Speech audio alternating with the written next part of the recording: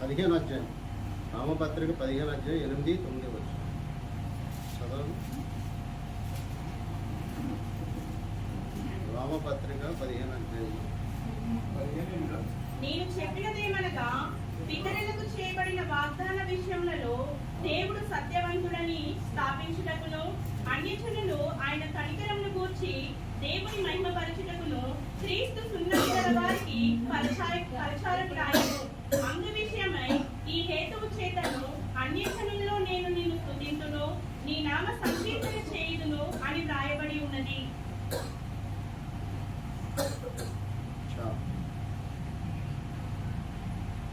నేను చెప్పినదేమనగా, పితరులకు చేయబడిన వాగ్దానముల విషయంలో దేవుడు సత్యవంతుడని స్థాపించుటకును, అన్యజనుల ఆయన కనికరమును గురించి దేవుని మహిమపరచుటకును క్రీస్తు సున్నతి గల వారికి పరిచారకుడాయెను.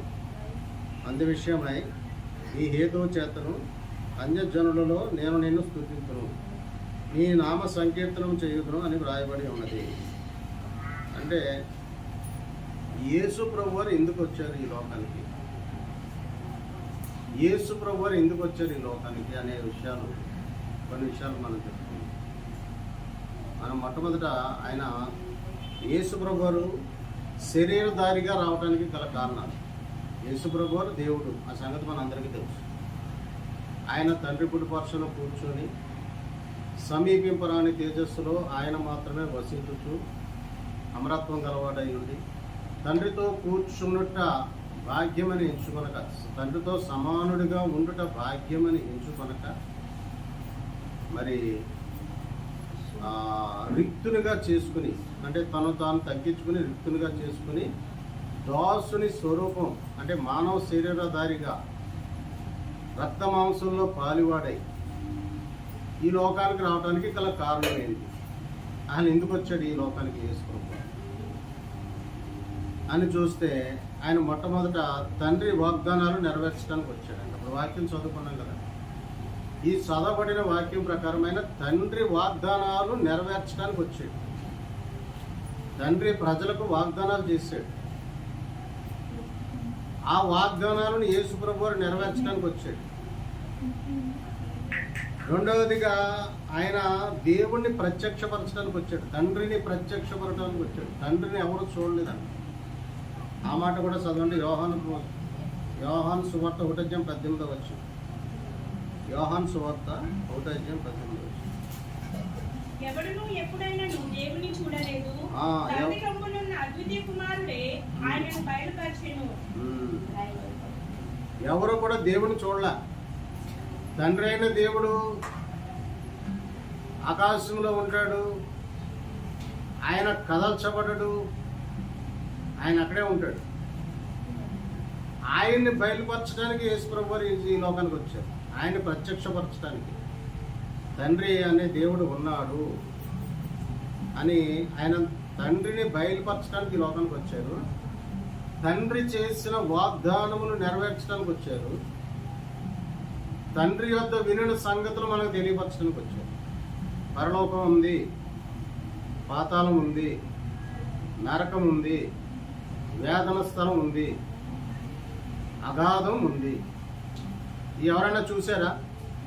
తండ్రిని ఎవరైనా చూసారా? ఏమన్నా కొన్ని పరలోకం మనం చూసామా? పాతాళం చూసామా? మనం చూడలేదు. అయితే అవి ఉన్నాయి అని బయలుపరచడానికి దేవుడు యేసు ప్రభువారు ఈ లోకానికి వచ్చాడు. అయితే యేసు ప్రభువారిని నమ్మిన వారు అవి కూడా ఉన్నాయని నమ్మాలి. అప్పుడే మనం విశ్వాసం కలిగిన వారు అవుతాం.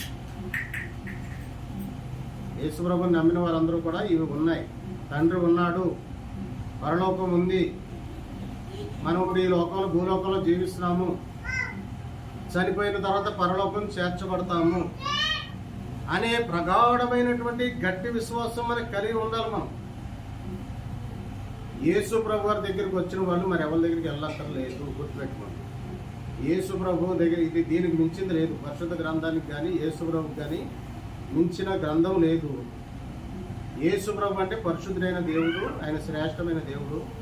భక్తిలో ఇది ఒక శ్రేష్టమైన మార్గం, అంటే దేవునికి దగ్గరగా వచ్చే మార్గం, దేవుడితో సహవాసం చేసే మార్గం, స్నేహం చేసే మార్గం.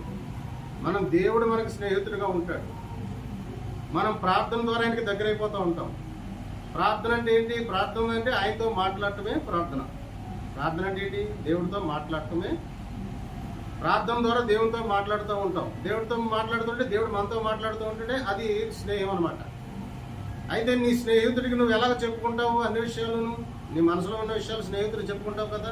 మరి ఇలా జరిగిందిరా, ఇలాగ చేశాడురా, ఆడు అలా చేశాడురా, ఇలా అని కొన్ని కష్ట సుఖాలు మనం చెప్పుకుంటాం. అలాగే దేవుడికి కూడా మన కష్ట సుఖాలు చెప్పుకోవాలి. అప్పుడు అవన్నీ వింటాడు దేవుడు. మనం దేవుడిని ఎప్పుడైతే మనం కలిగి ఉంటామో మన అంతరంగం కూడా దేవుడు ఎరిగి ఉంటాడు. మన ఆలోచనలు కూడా దేవుడు ఎరిగి ఉంటాడు. మనం దేని గురించి ఆలోచిస్తున్నామో ఆయన గ్రహిస్తాడు. నీ చింత ఏమై ఉన్నదో ఆయన గ్రహిస్తాడు.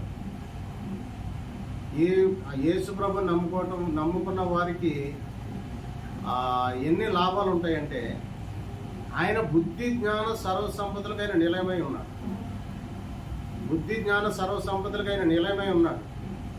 ఆయన అప్పుడు యేసు ప్రభు వారి దగ్గరికి ఎవరైతే వస్తారో వాళ్ళకి జ్ఞానం వస్తుంది, బుద్ధి వస్తుంది, బలం వస్తుంది, ఐశ్వర్యం వస్తుంది, అన్నీ వస్తాయి అన్నమాట. అంటే బుద్ధి జ్ఞాన సర్వసంపదలకు ఆయన నిలయమై ఉన్నాడు. అవి మనకు వస్తాయి ఆయన నమ్ముకుంటే. అది యేసు ప్రభుని నమ్ముకోవటం వల్ల మనకి ఎన్నో ప్రయోజనాలు ఉన్నాయి. యేసు ప్రభుని దేవుడని నోటితో ఒప్పుకుని హృదయం విశ్వసించి ఆయనే దేవుడు, ఆయన అన్ని నామముల కంటే పైనామం కలిగిన వాడు, ఆయన అనంతుడు, ఆయన మన ప్రార్థన ఆలకిస్తాడు, ఆయన మనకి సహాయం చేస్తాడు, ఆయన స్వస్థపరుస్తాడు, ఆయన పరిశుద్ధపరుస్తాడు, సమాధానపరుస్తాడు, శాంతి ఉంటుంది ఇంట్లో, భార్యాభర్తల మధ్య గొడవలు ఉండవు, తండ్రి కొడుకుల మధ్య గొడవలు ఉండవు. ఇప్పుడు చూడండి, అక్రమ సంబంధాలు పెట్టుకుని మొన్నంటే ఒక అమ్మాయి తల్లిదండ్రులకి ఇంజక్షన్ ఇచ్చి చంపేసిందంట. ప్రేమించిందంట అమ్మాయి ఒక న్యూస్ చూశాను నేను.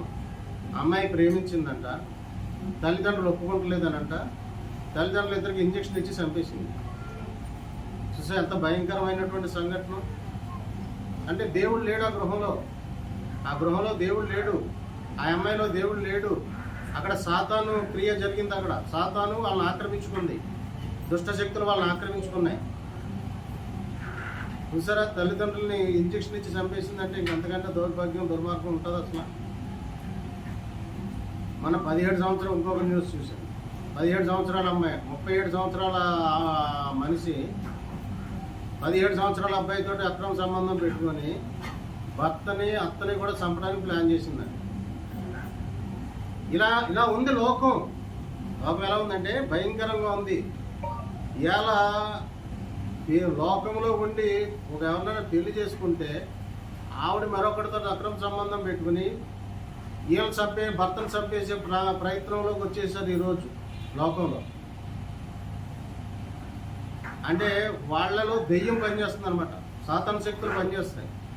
అందుకనే ఇక్కడ ఒక మాట, యేసు ప్రభువు అపవాది క్రియలను లయపరచడానికి వచ్చాడంటే ఈ లోకానికి. అపవాది క్రియలు అవే అపవాది క్రియలు. ఏంటి అపవాది క్రియలు అంటే భర్తను చంపేయాలనుకోవటం, అత్తగారిని చంపేయాలనుకోవటం, అక్రమ సంబంధాలు పెట్టుకోవటం, పాపం చేయటము, భయంకరమైనటువంటి పాపస్థితి. ఆ భయంకరమైనటువంటి పాపస్థితి నుంచి విడిపించడానికి యేసు ప్రభువు ఈ లోకానికి వచ్చాడు. అపవాది క్రియలను లయపరచడానికి వచ్చాడు, తండ్రిని బయలుపరచడానికి వచ్చాడు, తండ్రిని ప్రత్యక్షపరచడానికి వచ్చాడు, తండ్రి చిత్తం నెరవేర్చడానికి వచ్చాడు, తండ్రి వద్ద వినుడి సంగతులు బయలుపరచడానికి వచ్చాడు. ఉదాహరణకి ఇతను కూడా ఆ పరలోకం గురించి చెప్పడానికి ఈ లోకానికి వచ్చాడు. తండ్రి ఉన్నాడు, దేవుడు ఉన్నాడని బయలుపరచడానికి వచ్చాడు. మిమ్మల్ని సృష్టించిన దేవుడు అని చెప్పడానికి వచ్చాడు. మీకు ప్రాణం పెట్టింది దేవుడు. ఇదిగో ఈ లోకం తర్వాత మరొక లోకం ఉంది, చనిపోతే మీరేమవుతారు, మీ ఆత్మ ఎక్కడ పోతుంది అని అన్నీ చెప్పడానికి యేసు ప్రభువు వచ్చాడు. అంటే పాపం నుంచి విడిపించడానికి, శాపం నుంచి విడిపించడానికి. ఇలాగ 6 కారణాలు ఉన్నాయి యేసు ప్రభువు ఈ లోకానికి రావడానికి. తండ్రిని ప్రత్యక్షపరచిన తర్వాత నమ్మకమును కనికరమును గల ప్రధాన యాజకునిగా ఉండటానికి. ప్రధాన యాజకుడు అంటే ఎవరంటే ప్రజల నిమిత్తము తండ్రి అయిన దేవునికి ప్రార్థన చేసేవాడిని ప్రధాన యాజకుడు అంటారు. అంటే మన నిమిత్తము యేసుప్రభు వారు తండ్రికి ఇప్పటికీ కూడా అంటే మన కోసం, ప్రజల కోసం, లోకంలో ఉన్నటువంటి ప్రజలందరూ రక్షణ పొందుకోవాలని, తండ్రిని తెలుసుకోవాలని యేసుప్రభు వారు తండ్రికి ప్రార్థన చేశాడు. ప్రార్థన చేస్తూ అంటాడు యోహాను సువార్త 17వ అధ్యాయంలో, అద్వితీయ సత్యదేవుడు అయిన నిన్నును నీవు పంపిన యేసుక్రీస్తుని ఎరుగటే నిత్య జీవం అంటాడు. అద్వితీయ సత్యదేవుడు ఎవరు? ఇక్కడ తండ్రి అయిన దేవుడు. అద్వితీయ సత్యదేవుడు ఎవరు? తండ్రి అయిన దేవుడు. ఆయన మహాదేవుడు, మహాగణుడు, మహోన్నతుడు, పరిశుద్ధుడు, నిత్య నివాసి. ఆయన అక్కడే ఉంటాడు, కదల్చబడు. ఆయన కుమారుడు యేసుప్రభు వారు. ఆయన తెలుసుకుంటమే నిత్య జీవం అంటున్నాడు. నిత్య జీవం అంటే ఇంకా నిత్య జీవం పొందుకున్న తర్వాత యుగ యుగాలు జీవిస్తారనమాట. ఆయన తెలుసుకోకుండా ఈ లోకానుసారమే జీవించి పాపం చేసి చనిపోతే, పాపంలో ఉండి చనిపోతే పాతాళానికి వెళ్ళిపోతారు, ఆత్మలు నశించిపోతాయి. అయితే అలాగా ఆత్మలు నశించిపోతున్నాయి. ప్రజలందరూ పాపంలో పడి చనిపోతున్నారు, నరకంలో పడిపోతున్నారు, పాతాళంలో పడిపోతున్నారు. కాబట్టి ఈ ఆత్మలను రక్షించుకోవడానికి యేసుప్రభు ఈ లోకానికి వచ్చాడు. యేసుప్రభు రాకపోతే, యేసుప్రభు ఆ రోజు రాకుండా ఉంటుంటే ఈ రోజు మనకి రక్షణ లేదు, పాప క్షమాపణ లేదు. యేసుప్రభు వారిని దేవుడిని ఒప్పుకొని ఆయన ధరించుకుని ఆయన భయభక్తులు కలిగి విశ్వాసం కలిగి ఉన్న వాళ్ళకి ఆయన తోడుగా ఉంటాడు, ఆయన నడిపిస్తాడు, ఆయన ఆలోచనలు ఇస్తాడు, మన గృహంలో నివసిస్తాడు, నీ నీ నీ గృహానికి కంచి వేస్తాడు. నీకు నీ ప్రక్కనే దేవదూతలు ఉంటారన్నమాట. యేసుప్రభు రక్షణ పొందేసుకున్నాడు అనుకోండి, రక్షణ అనేది ఉచితంగా రాదని గుర్తుపెట్టుకోండి. రక్షణ అనేది ఉచితంగా రాదు. రక్షణ రావడానికి, మనకు రక్షణ రావడానికి ఆయన రక్తం అనే వెల చెల్లించాడు. రక్తాన్ని చిందించి వెల చెల్లించాడు ఆయన. ఆ రక్తాన్ని వెలపెట్టి కొనుక్కొని రక్షణ ఇచ్చి అతన్ని ఎవరైతే రక్షించబడ్డారో ఆ వ్యక్తిని తన సొత్తుగా చేసుకున్నాడు దేవుడు. అందుకనే రక్షణ ఉచితంగా రాదు. రక్షించబడిన వ్యక్తి యేసుప్రభు చిందించిన రక్తములో కడగబడి ఆయన సొత్తుగా చేయబడి రక్షణ పొందుకున్నాడు. అలా ఎవరైతే నిజముగా రక్షణ పొందుకున్నారో వాళ్ళ హృదయంలో దేవుడు వచ్చేస్తాడు, వాళ్ళ గృహంలో దేవుడు ఉంటాడు, వాళ్ళ ప్రార్థన దేవుడు ఆలపిస్తాడు. అదనమాట. అందుకని మనం యేసుప్రభుని నమ్ముకుంటే ఆయన మన పనుల్లో, ప్రయాణాల్లో తోడుగా ఉంటాడు, రాకపోకలందు కోపతలు పెడతాడు, ప్రమాదాల ఆపదలకు తప్పిస్తాడు, ఆలోచనలు ఇస్తాడు, సమృద్ధి ఇస్తాడు, ఆయుష్ ఇస్తాడు, బ్రతకడానికి కృప చూపిస్తాడు. దీర్ఘకాల అంటే ప్రమాదాలను బారిన పడకుండా ఆయన మనల్ని కాపాడుతాడు. ఈరోజు ప్రమాదాల బారిన పడి చనిపోతున్నారు. ఎన్నో అంటే ఇప్పుడు ఏమంటున్నాడు? అంత్యకాలం అంటున్నాడు. అంత్యకాలంలో యోవేలు గ్రంథంలో అంత్యకాలంలో అపాయకరమైన దినములు వచ్చును అన్నాడు. అంత్యకాలంలో యోవేలు గ్రంథంలో ఏమన్నాడంటే అంత్యకాలంలో నా ఆత్మను కుమ్మరిస్తాను అన్నాడు. మీ యవ్వనులు ప్రవచిస్తారన్నాడు, మీ వృద్ధులు ప్రవచిస్తారన్నాడు. అంటే ఇప్పుడు ఆత్మని కుమ్మరిస్తున్నాడు దేవుడు ప్రజల మీద. ప్రజలు రక్షణ పొందుకుంటున్నారు, ప్రజలందరూ దేవుడి దగ్గరికి వెళ్ళిపోతున్నారు, యేసుప్రభు దగ్గరికి వెళ్ళిపోతున్నారు. యేసుప్రభు దగ్గరికి వెళ్ళిన వాళ్ళే క్షేమంగా ఉంటారంట అని చెప్పుకొని వచ్చేస్తున్నారు. అంటే ఆత్మను కుమ్మరిస్తున్నాడు దేవుడు. ఇంకో మాట ఏమంటాడు? అంత్యకాలంలో అపాయకరమైన దినములు వచ్చును అన్నాడు. ఇప్పుడు అపాయకరమైన దినంలో ఉన్నాం మనం. ఇది అంత్యకాలం, అపాయకరమైన దినాలు. ఇప్పుడు యుద్ధాలు వస్తున్నాయి. యుద్ధాలు ఎప్పటి నుంచి జరుగుతున్నాయి? ఉక్రెయిన్కి రష్యాకి యుద్ధం స్టార్ట్ అయ్యి ఎన్ని సంవత్సరాలు అయింది? 4 సంవత్సరాలు అయింది. ఇప్పుడు ఆయన ఆగిందా? యుద్ధం ఆగలేదు. అది జరుగుతూ ఉండగానే ఇజ్రాయెల్ దేశం గాజా మీద యుద్ధం చేసింది. అది జరుగుతూ ఉండగానే ఇజ్రాయెల్ దేశం ఇరాన్ మీద యుద్ధం చేసింది. ఇలాగా ఇండియా పాకిస్తాన్ మీద యుద్ధం చేసింది, ఉగ్రవాదులందరినీ చంపేసింది. అంటే ఇంక ఇలాగే ఉంటుంది. ఇంకా ఇంకా ఇంకా పెరుగుతాయంటే యుద్ధాలు. యుద్ధాలు వస్తే ఏమవుతాయి? కరువు వస్తుంది, తెగుళ్ళు వస్తాయి. నేను నీకు మాట చెప్తాను. ఈ సంవత్సరం ఎండలు గట్టిగా కాస్తాయి, ఆకాశంలో పక్షులు మాడిపోతాయని చెప్పాను మీకు, పాడి కింద పడిపోతాయి. ఆల్రెడీ ఇప్పుడు చెన్నైలో టాకులు వేల కొద్ది చచ్చిపోతున్నాయి, వేల కొద్ది చచ్చిపోయి కింద రాలిపోతున్నాయి టాకులు. ఆల్రెడీ జరిగిపోతుంది, నేను చెప్పిన మాట అప్పుడే జరిగిపోతుంది. అంటే భయంకరమైనటువంటి ఎండలు కాస్తాయి, భయంకరమైనటువంటి వర్షాలు కురుస్తాయి, భయంకరమైన చలి పెడుతుంది, మానవుడు తట్టుకోలేడు. మరి ఎవరు భద్రంగా ఉంటారంటే యేసుప్రభుని కలిగి ఉన్నవాడు భద్రంగా ఉంటారు. ఇంట్లో లోటు ఉంటుంది, యేసుప్రభుని నమ్ముకుంటే ఇంట్లో సమృద్ధి ఉంటుంది. నీ బియ్యం కోసం అప్పుకెళ్ళవలసిన పని లేదు, ఉప్పు కోసం అప్పుకెళ్ళవలసిన పని లేదు, కారం కోసం అప్పుకెళ్ళవలసిన పని లేదు. డబ్బులు ఎప్పుడు చేతిలో ఉంటాయి, ఆరోగ్యం ఉంటుంది. దేవుడు మంచి అనారోగ్యం చేస్తే మంచి డాక్టర్ దగ్గర నడిపిస్తాడు. ప్రార్థన చేసుకొని ఫస్ట్ మంచి డాక్టర్. అప్పుడు డాక్టర్ని మందులు కూడా దేవుడే ఇచ్చాడు, మంచి డాక్టర్ దగ్గరికి పంపుతాడు. తక్కువలో ట్రీట్మెంట్ అయిపోతుంది, లేదా లక్షలు గుంజేస్తారు. దేవుడు నీకు తోడులేడా, నీకు లక్షలు గుంజేస్తారు, లక్షలు ఆసుపత్రిలో కట్టేవాల్సి వస్తుంది. దేవుడు తోడుగా ఉంటే తప్పిస్తాడు. అందుకనే ఇప్పుడు నిజంగా దేవుడిని కలిగి ఉన్నాం అనుకో, జనరల్ భోగి ఎక్కడ మన సీట్ దొరుకుతుంది. మన కేరళ వెళ్ళాం, రిజర్వేషన్ చేసుకోవడం కుదరలా. మేము ట్రైన్ ఎక్కాం, ట్రైన్ మొత్తం పెట్లన్నీ నిండిపోయినాయి. మా నలుగురికి సీట్లు దొరికినాయి, అందరూ నిలబడే ఉన్నారు. అంటే దేవుడు కృపది, దేవుడు అంటే మహిమది. జనరల్ భోగిలో సీట్లు దొరకడం మామూలు విషయం కాదు. మొన్నసారి అలాగే ఎక్కడ ఖమ్మం జిల్లా అంతా వెళ్ళి దేవుడే చూసుకుంటాడని జనరల్ భోగి ఎక్కేసాం. మాకు సీట్లు దొరికినాయి. తర్వాత వచ్చి అందరూ నిలబడి ఉన్నారు, 6 గంటలు నిలబడే ప్రయాణం చేశారు. అంటే దేవుడి నమ్ముకున్న వ్యక్తిని కష్టపడినప్పుడు ఆకలితో ఉంచడు. అంటే శ్రమ రాదు. శ్రమలు ఎవరికి వస్తాయి? దేవుడు లేని వాళ్ళకి వస్తాయి శ్రమలు. ఆకలి ఎవరికి వస్తుంది? దేవుడు లేని వాళ్ళకి ఆకలి. దేవుడు నీకు కడుపు నింపుతాడు, నీకు శ్రమలు రాకుండా చేస్తాడు, నీకు మంచి వస్త్రాలు ఇస్తాడు, నీకు మంచి భోజనం పెడతాడు, నీకు కాపుదల. అంటే ఇవన్నీ గ్రహించాలి, కనిపెట్టాలా. మేము కనిపెట్టాం, అందుకనే చెప్తున్నాం. ఇప్పుడు దర్శకంగా నేను ఎందుకు చెప్పగలుగుతున్నానంటే, మా కడుపు నిండా భోజనం పెడుతున్నాడు దేవుడు, మాకు మంచి వస్త్రాలు ఇచ్చాడు దేవుడు. ఆ తర్వాత జీవితాన్ని సమాధి చేసి నూతన పరిచి నూతన వస్తువులే మాకు ఇచ్చాడు దేవుడు. ఇప్పుడు ఏది కొన్నా కొత్తదే కొనుక్కుంటున్నాం, మేము పాత కొనాల్సిన అవసరం లేదు. ఎప్పుడైనా యేసుప్రభుని నమ్ముకున్నాడు ఎవరో దేవుడు నమ్ముకుని కూడా ఏం చేస్తున్నారో తెలుసా?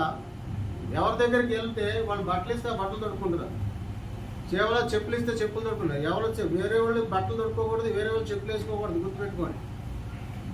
యేసుప్రభుని నమ్ముకుంటే ప్రార్థన చేస్తే దేవుడు ఇస్తాడు, డబ్బుతో కొత్తగా కొనుక్కోవాలి. పాత బట్టలు తొడుక్కోకూడదు, దరిద్రం అది. పాత చెప్పులు తొడుక్కోకూడదు, దరిద్రం అది. మా చర్చలు మాకు కొంతమంది ఉన్నారు, తారసపడుతూ ఉంటారు, దేవుడు నమ్ముకున్న వాళ్ళే. ప్రార్థన పైగా మళ్ళీ సేవకులు అంటారు, పాస్టర్లను వస్తారు. వాళ్ళు పెద్ద పాస్టర్ దగ్గరికి వెళ్తారు, ఆయన తీసుకుని కోట్ ఇస్తారు, అది వేసుకుంటాడు. అలా ఎప్పుడు వేసుకోకూడదు. మన కొత్తగా ధరించుకోవాలి. ఆ భోజనం కూడా యేసుప్రభుని నమ్ముకున్న వ్యక్తి వేడి అన్నం తినాలి, చలిదానం తినకూడదు. నేను రక్షణ పొందుకున్నాక చలిదానం తినలేదు. నేను వేడి వండుకున్న ఫ్రెష్ అంటే వేడి అన్నం తినాలి, వేడి కూర వేసుకొని తినాలి. ఎప్పటికప్పుడు మన్నా ఆ రోజు ఏ రోజు మన్నా ఆ రోజుకే అన్నాడు దేవుడు. ఏ రోజు మన్నా ఆ రోజుకే. మళ్ళాటి నుంచి ఏమైంది? అది పురుగు పెట్టలేదా? వాళ్ళు ఆశపడి దాన్ని పోగు చేసుకుంటే అది పురుగు పెట్టేసింది. ఏ రోజు మన్నా ఆ రోజుకే. మనం ప్రార్థనా పరులం అయితే నీకు అప్పుడు దేవుడు సమకూరుస్తాడు. నీకు నువ్వు ఆశపడాల్సిన అవసరం లేదు. నీకు ఉన్నది దేవుడి కోసం ఖర్చు పెట్టేసినప్పుడు దేవుడు కలగజేస్తాడు. ఎప్పటికప్పుడు దేవుడు ఇస్తాడు. లేదు ప్రభు ఏంటి అని అంటే దేవుడు ఇస్తాడు, అకౌంట్లో డబ్బులు వస్తాయి. ఆ మహిమ మరి ఉందా? ఆ మహిమను మీరు కలిగి ఉన్నారా అంటే దేవుడిని కలిగి ఉంటే అవన్నీ ఉంటాయి అన్నమాట. దేవుడిని కలిగి ఉంటే అవన్నీ ఉంటాయి. తర్వాత ఆయన నమ్మకమును కనికరమును గల ప్రధాన యాజకునిగా ఉండటానికి వచ్చాడు. ఎబ్రీ 2:17 చదువుకున్నాం. ఎబ్రీ 2:17.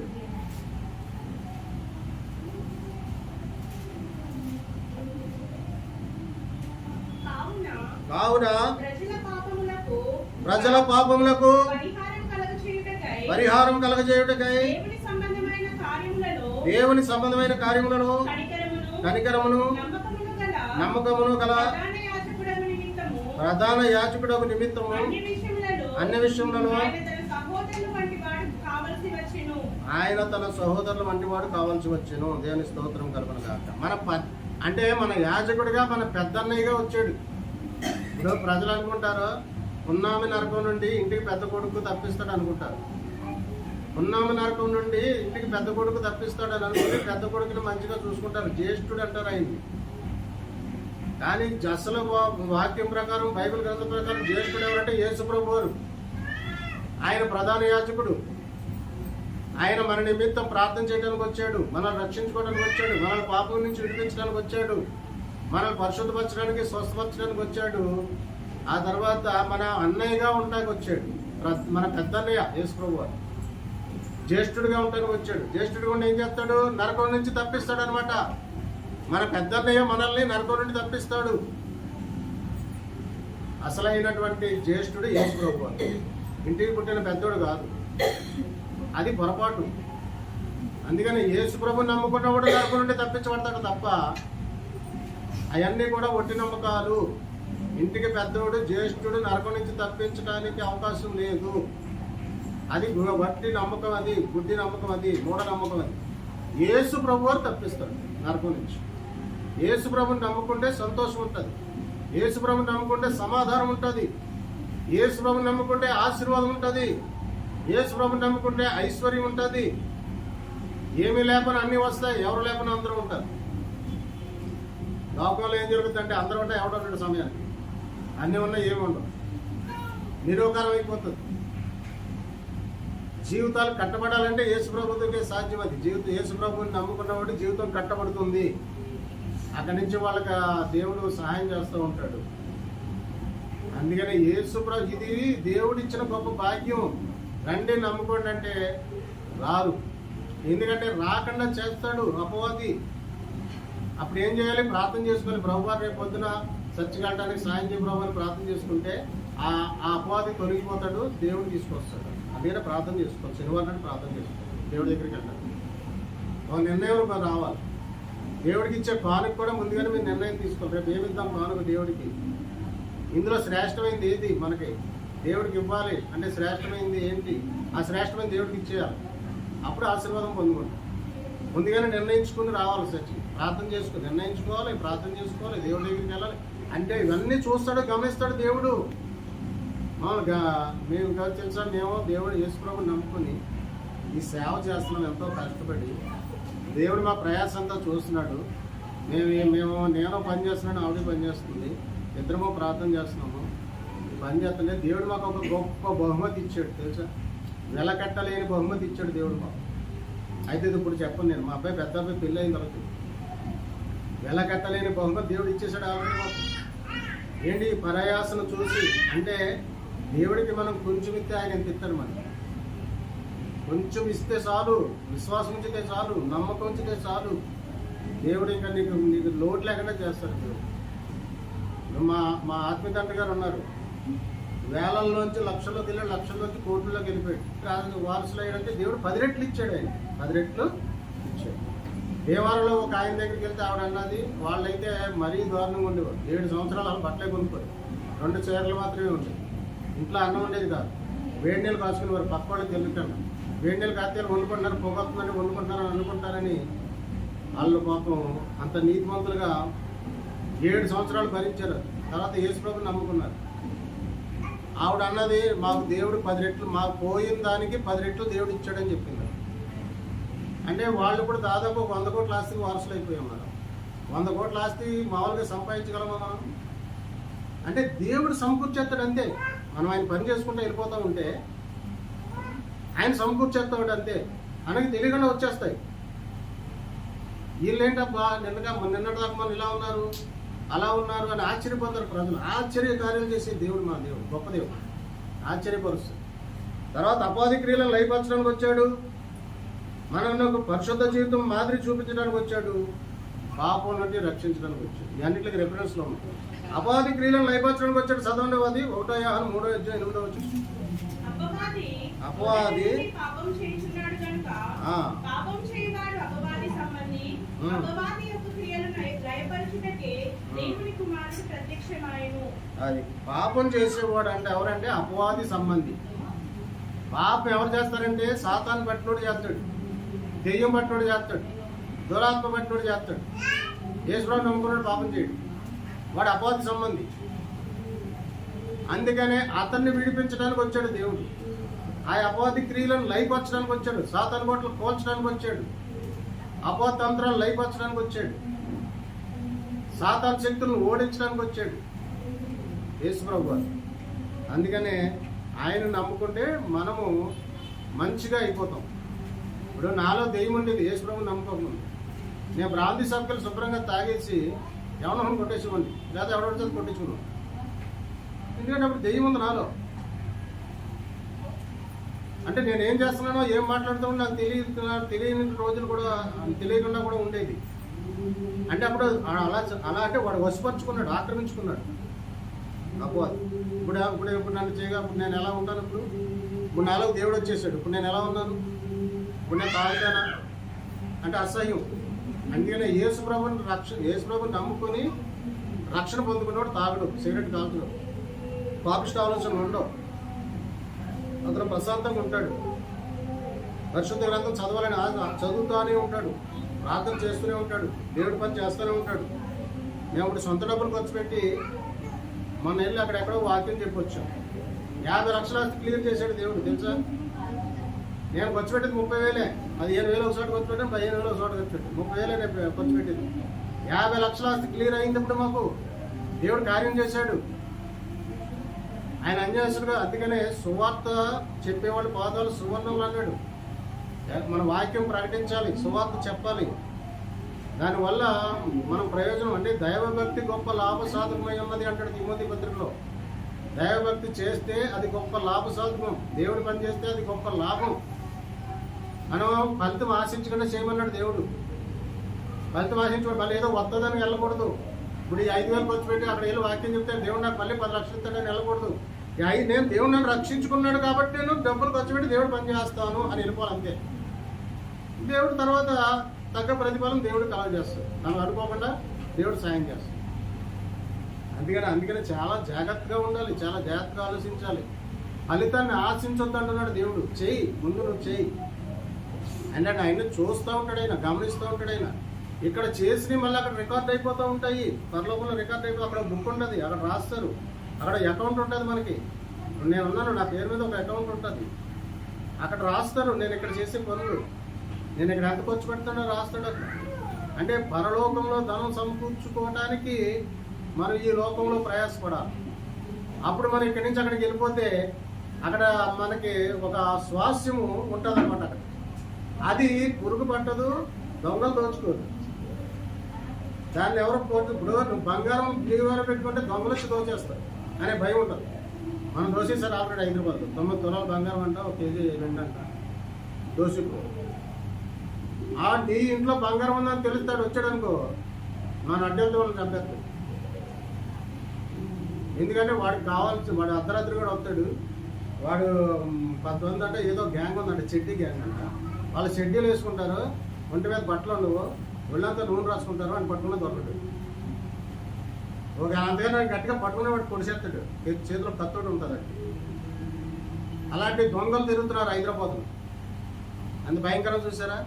మరి అదే డబ్బులు దేవుడికి ఖర్చు పెట్టు, అది అక్కడ ఉంటుంది, పైన ఉంటుంది.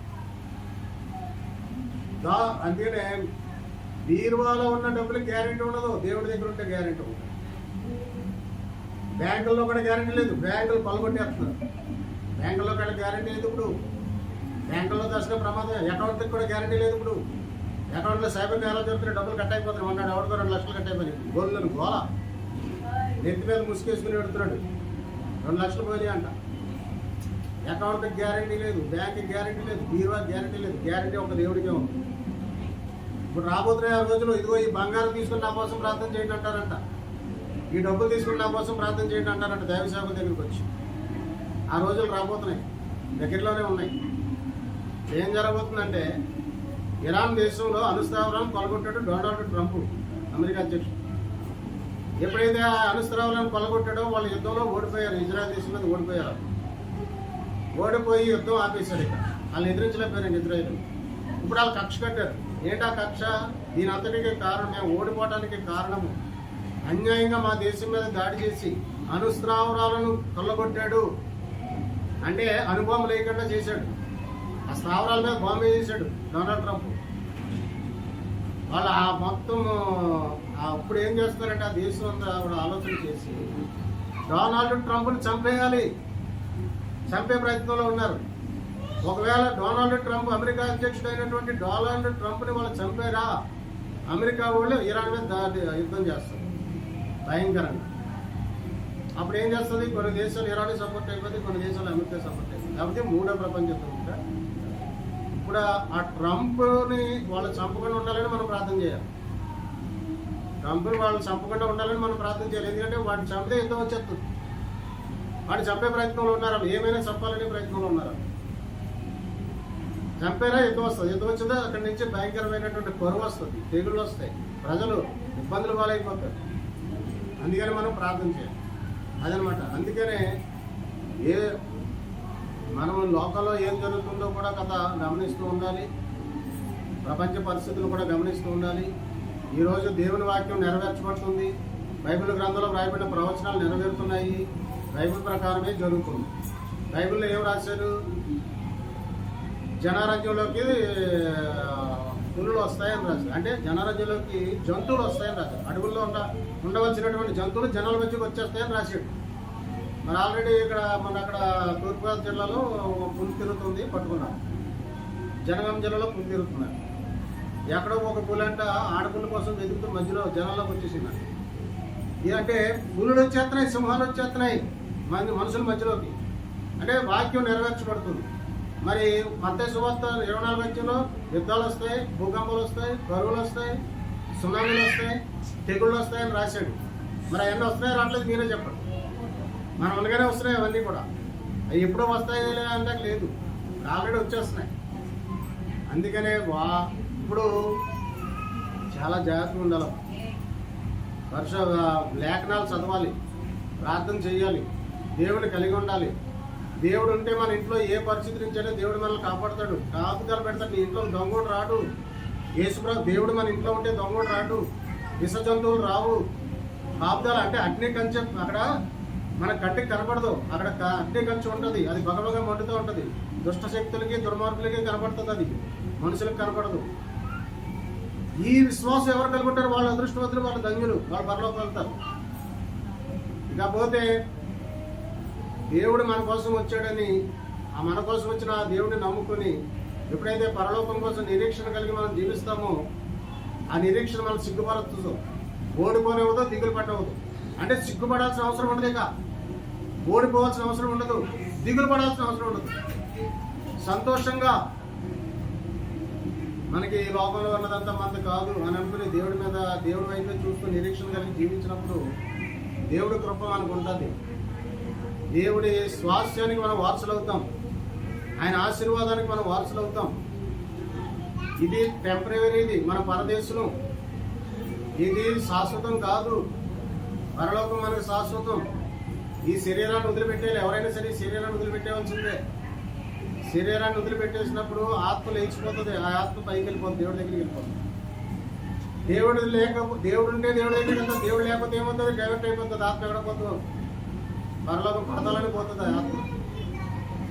అప్పుడు ఏమవుతుంది, మనశ్శాంతి ఉండదు, వేదన. ఒకవేళ విడవబడ్డాం, ఈ లోకంలో విడవబడ్డామా, శ్రమలు. అందుకనే ఎత్తబడే గుంపులో మనం ఉండాలంటే యేసు ప్రభువుని కలిగి ఉండాలి, పరిశుద్ధాత్మను కలిగి ఉండాలి, దైవశక్తి కలిగి ఉండాలి, యేసు ప్రభువుని ఆరాధించాలి. ఈ మాటలు దేవుడు దీవించును గాక.